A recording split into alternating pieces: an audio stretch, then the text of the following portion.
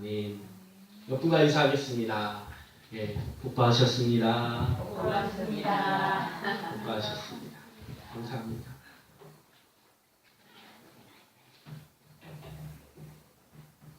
오늘은 믿음은 아끼는 것이다 라는 말씀을 가지고 함께 은혜 나누려고 합니다.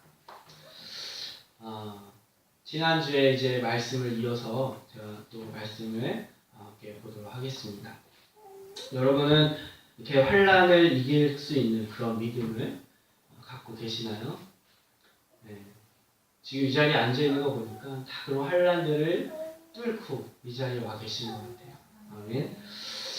예수님은 우리를 얼마든지 환경에서 또 죄에서 구원해 주시고 또 그 환경까지 변화시킬 수 있는 그런 능력의 사람으로 우리를 만들어 주셨습니다. 아멘. 근데 사람들은 가끔 이렇게 세상에서 생활하는 모습을 보면 어쩔 수 없나 봐. 나는 안 되나 봐. 이러는 말로 낙심하고 한탄하며 살아가는 모습을 종종 보게 돼요. 아니에요. 주님 안에, 믿음 안에 거하는 사람들은요, 어쩔 수 없는 상황도 가능한 삶으로 변화시킬 수 있다는 것을 오늘 본문을 통해서 그 은혜를 나누기를 원합니다. 저는 오늘 설교를 이렇게 준비하면서 본문을 읽다가 가슴이 뭉클하면서 좀 애절한 마음이, 좀 애통한 마음이 들었어요. 눈물이 조금 났어요. 펑펑 울진 않았는데 눈물이 좀 이렇게 흐르더라고요. 다른 게 아니라 사도 바울이 겪은 그 고생을 좀 깊이 이렇게 생각하다 보니까 저도 모르게 사도 바울의 상황을 이해하게 되더라고요. 사도 바울은요, 나면서부터 걷지 못했던 그 앉은뱅이를 일으켜줬어요. 예수님의 이름으로 일어나라. 지난주에 우리 함께 말씀 나눴듯이 그 사람이 펄떡 일어났거든요. 그랬더니 그 마을에 있는 사람들이 막 신이다 막 그러면서 칭송을 하는 거예요. 와, 헤르메스다. 이 사람들이 왔다. 제우스다. 이 사람들이 우리에게 왔다. 막 우상 숭배하려고 그런 상황이었죠. 그때 이 바울이 우리 똑같은 사람인데 왜 그러냐 하지 마라. 이제 뜯어말렸어요. 그런 곳에 있던 상황, 그곳에서 이제 말씀을 전하다가 사람들이 이제 바울하고 바나바를 너무 좋아하게 되니까 그곳에 이제 그 전에 복음을 전하던 곳에서 사람들이 막 그 동네까지 찾아와서 저 나쁜 사람들이다. 막 이제 모함하고 막 나쁜 말로 사람들을 속이는 거예요. 방금 전까지만 해도 자기를 막 신처럼 막 이렇게 칭송하고 따르던 사람들이 갑자기 돌변하는 거예요. 돌을 들어서 바울을 쳐 죽였어요. 안디옥과 이고니온이라는 딴 동네 사람들이 이곳 루스드라까지 찾아와서 그렇게 충동질하는 거예요. 얼마나 어이가 없어요. 아니 그 동네 사람들이 모함하고 욕하고 그러면 이해라도 하겠는데 딴 동네에서 와가지고 이 순진한 사람들을 충동질해서 이렇게 바울을 돌로 치려고 하는 것이 얼마나 마음이 아팠을까. 사도 바울도 이런 고난은 처음 겪은 고난이었어요. 그 고통과 비통함이 얼마나 컸을까 제가 이렇게 묵상을 하다 보니까 저 자신도 너무 멍멍해지더라고요. 얼마나 마음 아팠을까. 돌에 맞아 죽어가는 바울의 그 고통, 마음의 애통함이 느껴졌어요. 돌에 맞아서 아픈 거야 아픈 거지만 방금 전까지만 해도 자신들을 사랑하고 따르던 사람들로부터의 그 배신감이 얼마나 이 사도 바울을 마음 아프게 했을까. 아마 그 돌을 맞으면서 피할 수 있었을 텐데 사도 바울이 그 돌을 던지는 사람들을 바라보면서 아마 그 절망감의 그 자리에 그냥 그 돌을 맞고 쓰러졌지 않았을까. 그런 생각이 문득 들었습니다. 이때 상황을 사도 바울이 고린도 후서에 이렇게 기록하고 있습니다. 1장 8절 9절에 힘이 지나도록 심한 고생을 받아 살 소망까지 끊어지고 우리 마음에 사형 선고를 받은 줄을 알았으니 사도 바울은 이제 자기가 죽는 줄 알았다는 거예요. 그때 루스드라에서 돌 맞아 죽는데 나 이제 여기서 죽는구나. 이러한 심정이 그랬던 거죠. 그런데 이후 바울은 믿어지지 않는 모습을 우리에게 보여주고 있어요. 그 말씀들을 쭉 보니까 그 다음날 온몸에 피투성이가 되어 있는데 죽었는 줄 알고 그 성에서 끌어다가 왔는데 제자들 둘러싸고 있는데 그냥 투짓하고 일어났다는 거예요. 물론 성령의 도우심으로 일어날 수도 있었겠지만 제가 보는 상황에서는 말씀에는 그러한 구절은 없어요. 그냥 그가 그러한 고통 가운데 그냥 일어선 거예요. 거반 죽게 되었던 그가 그 온몸에 피투성이한 그가 그렇게 일어난 거예요. 그렇게 일어났으면 몸조리를 해야 되잖아요. 상처난 것도 꼬매고 약도 바르고 몸이 회복될 때까지 누워 있어야 되잖아요. 그런데 그 다음날 이 바울이 어떠한 행동을 했냐면 그 몸을 이끌고 250리가 떨어져 있는 덥에 그곳으로 가서 전도했다는 거예요. 여러분 상상이나 가능해요. 그냥 여기 신기마을 회원마을 간 정도가 아니라 저 해남 더 지나서 강진 그 먼 거리까지 걸어가서 복음을 전했다는 그 몸을 가지고. 왜 그랬을까? 사도 바울이 무엇에 사로잡혔길래 그렇게까지 할 수 있었을까?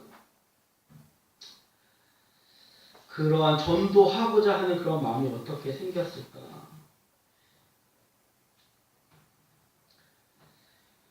그것도 여러분 이 사도 바울이 찾아간 곳이요. 그냥 다른 새로운 전도 지역에 간 것이 아니라 어제 자기에게 돌을 던져 죽이려 했던 그곳으로 갔다는 거예요. 그곳을 지나갔다는 거예요.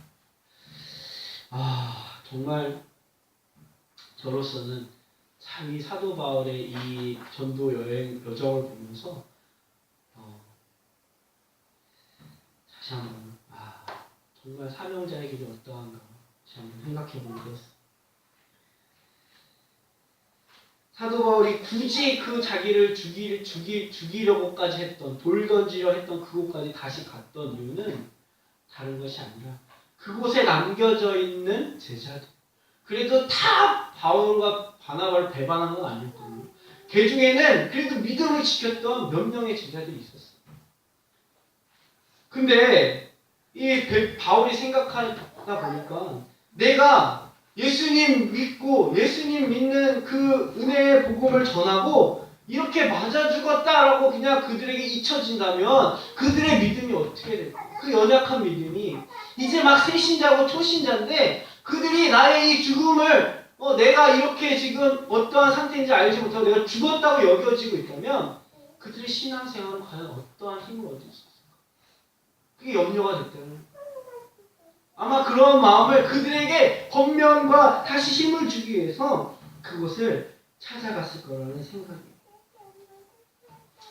그래서 루스드라에 다시 찾아가서 예수 믿는 제자들을 불러다가 믿음을 굳게 서라고 권면하고 그리고 하나님 나라에 들어갈 때 이렇게 환난을 당할 것이다 라고 격려하고 있다는 거예요.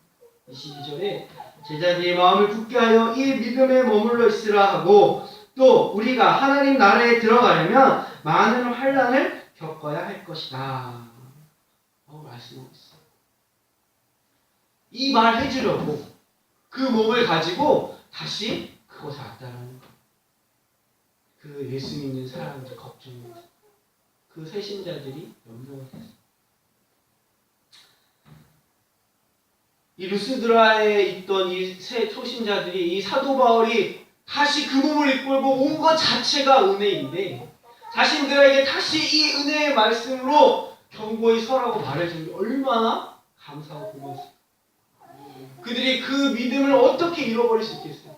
어떠한 환난이 와도 아니 사도 바울도 그러한 몸을 이끌고 다시 와서 우리에게 믿음의 삶을 어떠한 삶이라는 걸 보여주고 격려했는데 우리가 이 고난을 왜 못 견디냐 하고 아마 그들 또한 그들 그 가운데서 그 루스드라에 있는 그 지역에서 믿음을 굳건히 지켰으리라 여겨집니다. 사도 바울이 이렇게 할 수 있었던 것, 사도 바울이 예수님께 완전히 사로잡혔기 때문이라는 거죠. 저와 여러분들도 이렇게 예수님께 완전히 사로잡힌 사람들이 되길 주님 축복합니다. 아멘. 아멘. 아멘. 사도 바울의 전도 여행 시작부터 끝까지 성령님의 역사였어요. 제가 사도행전을 처음 시작해서 말씀드렸죠. 사도행전은 성령 행전이다. 성령께서 시작하셔서 성령께서 우리를 바치시는 그런 역사가 기록되어 있는 것이 사도행전입니다. 이 바울의 전도 여행도 마찬가지 성령께서 시작하셨다는 거예요. 우리 지지난주에 말씀에 우리가 함께 보았듯이 13장 2절에서 5절에 보면 안디옥 교회에서 바울과 바나바를 선교 여행을 보내라고 따로 성령께서 택하시고 불러주셨어요. 그리고 그 일을 위해서 금식하고 그들을 보냈어요. 바울과 바나바를 따로 세워서 그들의 선교사로 보내라고 성령께서 직접 지시하셨어요. 그러니까 이 전도 여행은 성령께서 하신 거죠. 사도 바울의 생각이 아니었고 그 안디옥 교회의 계획도 아니었어요. 연중 계획도 아니었고 그 안디옥 교회의 그들이 5개년, 10개년 계획이 아니었다는 거예요. 말씀도 성령께서 하게 하시고 기사와 이적도 성령께서 역사하셔서 일으키시고 이방인도 성령께서 마음문을 열게 하셔서 그들을 돌아오게 하셨다는 거예요. 이것을 사도 바울은 여행 내내 경험한 거였어요. 아, 나는 성령님을 따라다니기만 하면 됩니다. 성령님께 순종만 하면 됩니다. 그러면 그분께서 다 이러한 일들을 행하시는 거예요. 두 사도가 안디옥 교회로 돌아가서 보고한 내용이 이렇게 기록되어 있어요. 27절을 보니까 그들이 이르러 교회에 모아 하나님이 함께 행하신 모든 일과 이방인에게 믿음의 문을 여신 것을 보고하고 사도 바울이 자신들이 나가서 전도했지만 자신들이 한 것이 아니라는 거예요. 하나님이 하셨다는 거예요.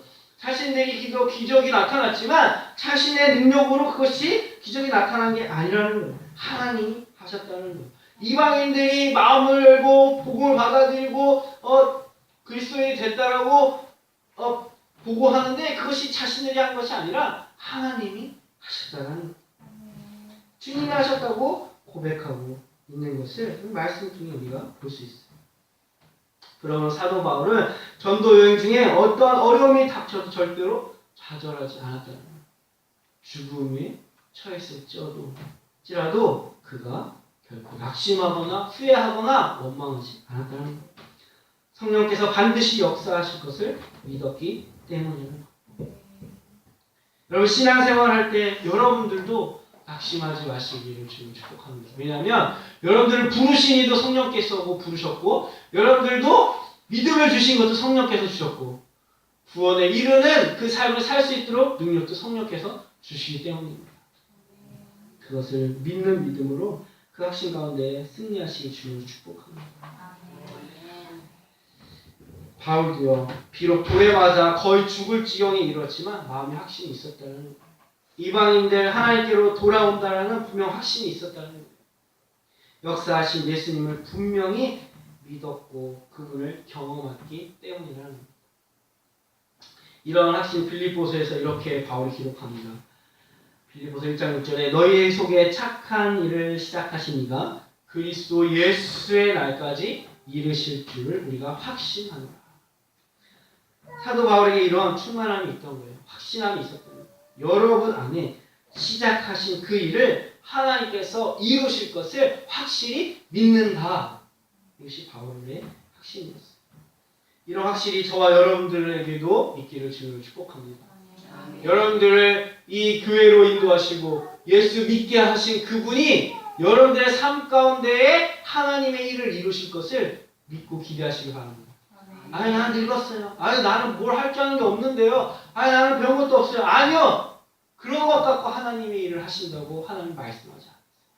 하나님이 성령께서 친히 자신의 방법으로 행하신다고 말씀하고 있어요. 우리는 그걸 믿기만 하면 돼요. 확신하기만 하면 돼요. 여러분 이 믿음의 길, 이 신앙생활 분명히 힘들어요. 힘듭니다. 그러나 분명히 알아야 할 것은 믿음의 길이 단순히 어렵고 힘들기만 했다면 사도 바울이 그 길을 가지 않았을 거예요. 믿음의 길이 어렵고 힘들지만 믿음의 길을 가는 자만이 누리는 엄청난 복이 있다는 거예요. 저와 여러분들이 이 복을 누리시면 정말 축복합니다. 그것은 다름이 아니라 성령의 역사라는 거예요. 그러니까 사도 바울이 어려운 길, 돌에 맞아 죽을 뻔한 그 길을 겪으면서도 이 믿음의 길을, 이 전도자의 길을 갈 수 있었다는 거예요. 죽도록 돌에 맞아 그 맞는 일이 끔찍했지만 성령께서 역사하신 더 크고 더 뜨겁고 더 기쁘고 좋은 일이 있었다는 거예요. 예수님께서 이러한 일들을 역사하도록 함께 하셨다는 거예요. 여러분들의 삶 가운데도 어려운 일보다 주님이 주시는 놀랍고 행복한 그 기쁨의 일들이 예수 안에서 성령께서 역사하시기를 간절히 축복합니다. 그래서 그 간증과 그 기쁨으로 힘차게 전도자의 삶, 믿음의 길을 걸어가시길 주님으로 축복합니다. 실제로 사도 바울은 이처럼 행복하게 살아갔고 성경에 아마 예수님 이후의 사람들 중에 가장 행복하게 살아간 사람이 아닐까 그런 생각이 들어요. 그의 인생의 마지막 때 그는 이렇게 고백해요. 내가 선한 싸움을 싸우고 달려갈 길을 다 달려가고 믿음을 지켰다. 아멘. 우리 중에 이렇게 고백할 사람이 많이 나오길 주님 축복합니다.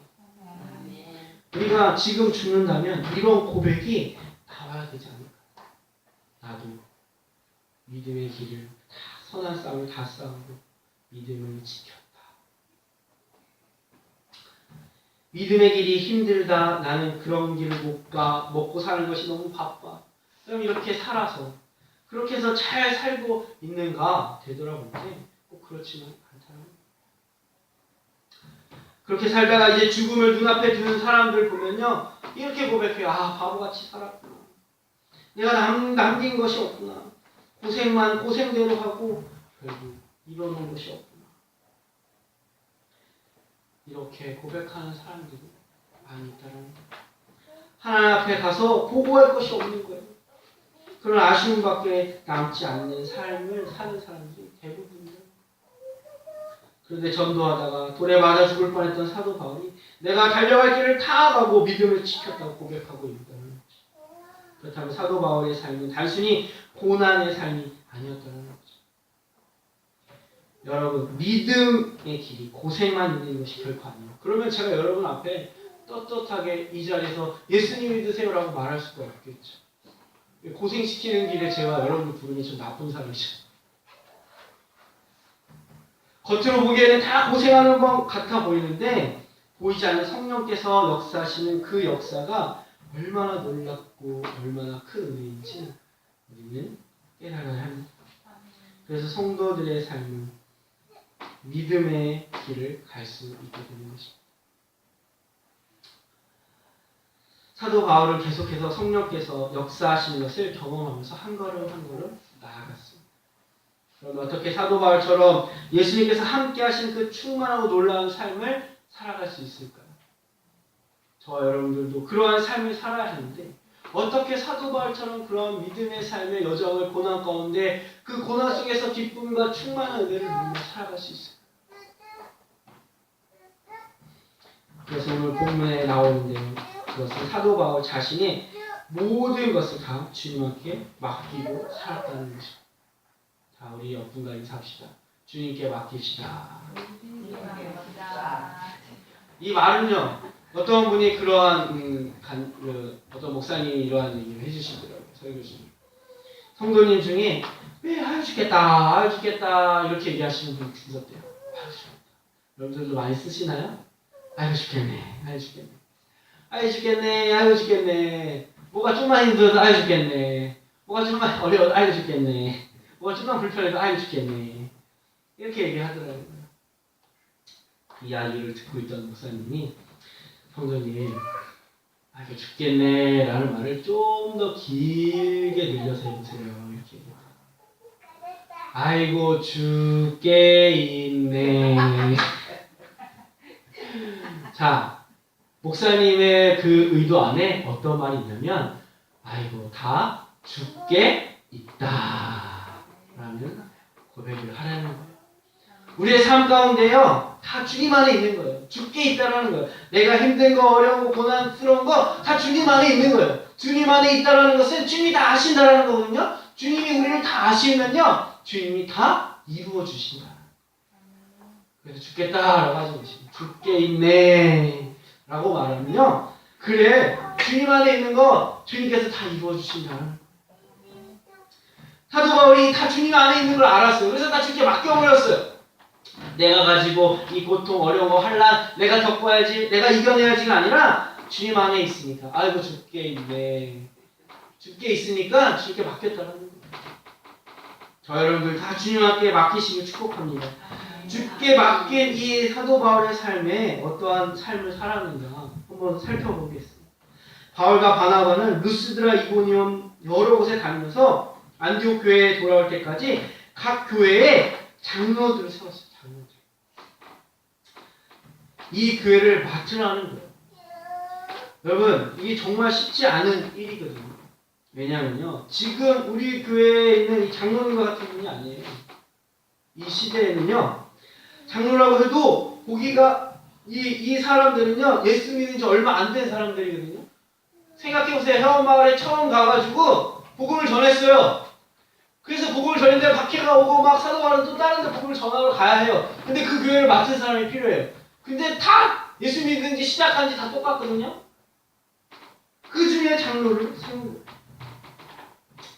다 새신자들이죠. 복음을 전하고 믿은 그 사람 중에서 지도자가 될 만한 사람을 뽑아 장로로 세운 거예요. 장로라는 이 말은요 이제 이 교회를 책임지라라는 거예요. 그런데 그 교회가 어떤 교회예요? 이렇게 잘 건물 젖어 있고 여러분들 뭐 그래도 성도님들 계시고 동네에서 그래도 인정받고 그런 교회였으면요 할만하죠. 신나죠. 그런데요 이곳 이 사도 바울이 복음을 전하고 교회를 세운 이 교회들은요 엄청난 핍박이 있던 교회. 어떻게 보면 순교 1순위가 이 바로 장로님이라는 거예요. 돌에 맞아 죽을 수 있는 1순위가 장로님이었다는. 그런데 사도 바울이 이 교회 이 동네마다 장로님을 세웠어요. 거기는 성경도 없고 신학교도 없고 이웃의 큰 교회도 없고 핍박받는 그런 상황에서 그렇게 장로님들을 세웠어요. 그들에게 어떻게 교회를 맡길 수 있을까? 사도 바울이 끝까지 있어야죠. 어떻게 장로님들에게 그것을 맡기고 다른 곳에 복음을 전하러 갈 수 있을까? 여러분 같으면 그렇게 맡기고 갈 수 있을까요? 또 맡으라고 해서 그런 상황에서 교회를 맡을 수 있겠어요? 사도 바울이 연약한 사람을 장로로 세워서 그에게 핍박당하는 교회를 맡긴 것은 실제로 예수님께서 함께 하심을 믿었고 그것을 보았기 때문이에요. 예수님 없이 혼자 그 교회를 맡으라고 그러면 누가 그 교회를 맡을 수 있겠어요? 근데 사도 바울은 자신이 경험해 왔거든요. 각 지역마다 복음을 전하는 곳곳마다 예수님이 함께 하시면서 고난과 핍박 가운데 주님이 어떻게 도우시고 어떻게 함께 하셨는지 보았어요. 그런 본 것을 믿음 안에 이제 그 믿고 그 교회에 장로를 세울 수 있었다는 거예요. 죽도록 돌에 맞은 일을 끔찍했지만 성령님이 역사하시는 그 더 놀랍고 뜨거운 그 일에 너무 기쁘고 행복했다는 거예요. 예수님이 함께 해주시는 그 역사, 이 실제로 사도 바울이 이것을 가지고 그가 장로님들을 세울 수 있었다는 거예요. 여러분, 그래서 제가 전도할 수 있는 거 여러분들을 믿음의 길로 계속 여러분들을 초청하는 예. 자신이 고생만 하고 핍박만 받고 어렵고 이 땅에 살다가 여러분 지질이 복도 없이 살다가 죽어야 된다라고 한다면 제가 여러분들에게 강권하여 여러분들을 예수 믿음의 길로 이끌지 못하겠죠. 그런데 그 고난보다 하나님 주시는 도우심과 더 큰 축복이 있기에 여러분들이 믿음의 자리로 초청할 수 있는 거예요. 저도 양심 있는 사람이죠. 제 아들 보고 야 너 제가 아들을 좋은 일을 시키길 원하겠어요? 나쁜 직업을 갖길 원하겠어요? 좋은 직업을 갖길 원하겠죠. 네. 그래서 주의 종이 되라고 하는 거예요. 고생만 있고 어려운 일을 하라고 하면 제가 왜 그거를 시키겠어요? 원하겠어요? 그 안에 하나님이 주시는 충만한 은혜가 있기에 제가 가장 사랑하고 아끼는 아들에게조차도 그 길을 초청할 수 있는 거예요. 전 초청하지만 그것을 받아들이는 건 제 아들이 해야 되겠죠. 근데 저에게는 확실한 그런 믿음이 있어요. 이 바울도 그러한 믿음이 있었기 때문에 금식하고 장로들을 택하여 그 교회를 위탁할 수 있었다는 거예요. 23절에 보니까 각 교회에서 장로들을 택하여 금식 기도하며 그들이 믿는 주께 그들을 위탁하고, 사도 바울이 다시 그들을 하나님의 은혜에 부탁하고 있는 거예요. 그들이 믿는 예수님께 부탁하고 있는 거예요. 사도 바울은요, 그 장로들이 그 교회를 잘할 수 있으리라고 그 장로들의 그 능력과 그 권세를 믿고 맡긴 게 아니라 그들이 믿는 그 예수 그리스도를 믿는 믿음으로 맡겼다라고 말씀하고 있어요. 그들이 여전히 연약한 믿음을 가진 초신자에 불과했어요. 핍박은 다가오고 있어요. 그렇지만 한 가지 분명한 것은 예수님이 정말 그들과 함께 하신다는 것, 그것이면 충분했다는 거예요. 예수님 믿는 그 믿음이면 그것이면 정말 다였다라는 거예요. 그리고 그 예수님과 함께 내가 죽고 예수님과 함께 살았다라는 그 분명한 복음, 그 복음에 그 교회를 장로들에게 맡길 수 있었다. 예수님, 이 교회에 성도들이 있습니다. 이 교회를 책임질 사람이 필요합니다. 사도 바울이 그곳에 계속 있으면 좋겠지만 복음을 전할 것이 너무도 많이 있었어요. 이제 이 사람에게 교회를 맡기고 갑니다.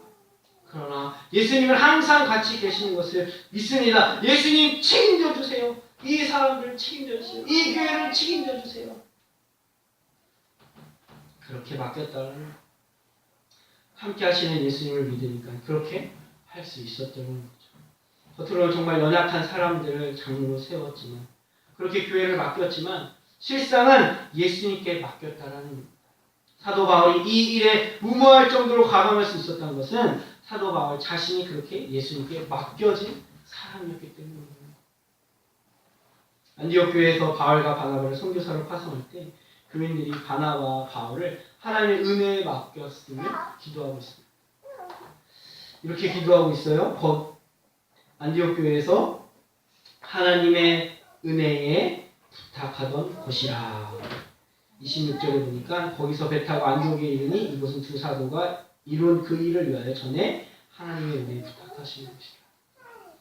복음을 전하려고 떠나려고 하던 바울과 바나바에게 안디옥 교회가 해줄 수 있는 건 아무것도 없었어요. 돈을 줄 수도 없었고 함께 해줄 수도 없었고 그들이 위험에 처했을 때 도와줄 수 있는 방법이 없었어요. 오직 그들을 위해서 해줄 수 있는 건 딱 하나, 기도. 어떠한 기도를 드렸는가? 하나님의 은혜에 부탁했다는 거예요. 우리는 도와줄 수 없지만 하나님께서 도와주실 것을 믿습니다. 하나님께서 함께 하실 것 믿습니다. 하나님께서 책임져 주실 것을 믿습니다. 이렇게 그들을 하나님의 은혜에 맡겼다는 거예요. 그런 기도를 받고 사도 바울을 떠나요. 그리고 그 기도로 하나님이 매 순간 그들과 함께 도와주시고 인도하신 걸 경험하게 되는 것입니다. 설교를 해도 자기가 한 것이 아니고 능력을 해가도 자기가 한 것이 아니고 교회를 세워도 자기가 한 것이 아니라 주님이 하셨다는 것을 이 사도 바울이 경험했다는 거예요. 그러니까 사도 바울이 그 교회에 한 사람의 장로를 세우고 예수님이면 충분합니다. 예수님이 당신을 가르치실 것입니다. 이렇게 그들에게 맡길 수 있었다는, 그리고 예수님만 바라보세요. 예수님이 무슨 말을 할지 가르쳐 주실 거예요. 골로새 1장 29절에 나도 내 속에서 능력으로 역사하시는 이의 역사를 따라 힘을 얻었노라 라고 말씀하고 있어요. 사도 바울도 자신도조차 내 힘으로 해놨다는 것이 아니라 내 안에 역사하시는 성령께서 그 은혜로 내가 이 일을 행했다라고 말씀하는 것을 볼 수가 있어요. 그렇기 때문에 장로님들도 담대함을 얻어 그곳에서 믿음을 끝까지 지키며 교회를 지킬 수 있었던 것이죠. 비록 사람은 연약하여도 주님께 다 맡기면 죽게 있네 라고 고백하고 그 믿음대로 살면 결국 주님이 역사하신다는 거예요. 사도 바울이 전도하다가 돌에 맞아 거의 죽게 된 것을 보고 루스드라 교인이 시험에 들 수도 있었을 거예요. 그런데 주님이 함께 하시는데 돌에 맞아 죽을 수도 있을 수 있을까라고 생각하는 그들에게 하나님이 살아계시다는 것을 보여주기 위해서 이 바울은 다시 그곳으로 찾아갔다는 것입니다. 여러분, 우리가 복음을 전하려고 할 때 이렇게 사단은요 끊임없이 우리를 공격합니다. 우리가 하나님 나라에 들어가려면 많은 환난을 겪은 이유가 다름이 아니라 이 마귀의 공격 때문에 그런 거예요.